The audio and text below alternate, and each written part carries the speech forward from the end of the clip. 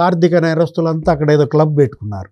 విజయ్ మాల్యా, లలిత్ మోడీ, లేకపోతే నీరవ్ మోడీ, చోక్సీ అందరు. అంటే ఇప్పుడు ఆర్థిక నేరస్తుల ఆశ్రయంగా లండన్ మారిన నేపథ్యంలో లండన్ వెళ్ళడం, జగన్ మళ్ళా తిరిగి రాడనేది కూడా జనంలో చర్చ. ఇప్పుడు విజయసాయి రెడ్డి అసలు ఆయనే ఈ పెట్టుబడి ఇప్పించింది. ఎంత 100 కోట్లు ఇప్పించాను, వాళ్ళు ముగ్గురు నా దగ్గరికి వచ్చారు, వాళ్ళే అడిగారు వ్యాపారం చేసుకుంటాం పెట్టుబడి అరవిందోలో ఇప్పించమని.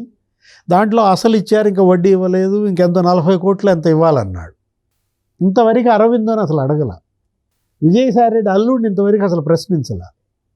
అతందే అదాన్ డిస్టిలరీ అన్నారు.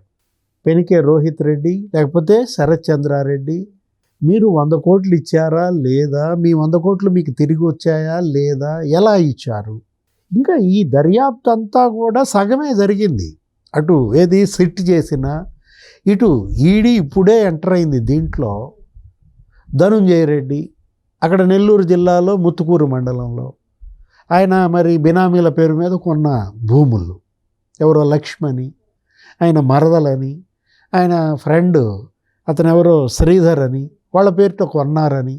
ఇప్పుడు ఇతను ఎవరు, ఓఎస్డి కృష్ణమోహన్ రెడ్డి, అతను కోడలు స్నిగ్ధారెడ్డి పేరిట బాన్సువాడలో కొన్నాడన్నారు, రామచంద్రపురం హైదరాబాద్లో కొన్నాడన్నారు. ఆయన కొడుకు అయితే జగన్ సీఎం కాకముందు ఏం కంపెనీలు పెట్టలా,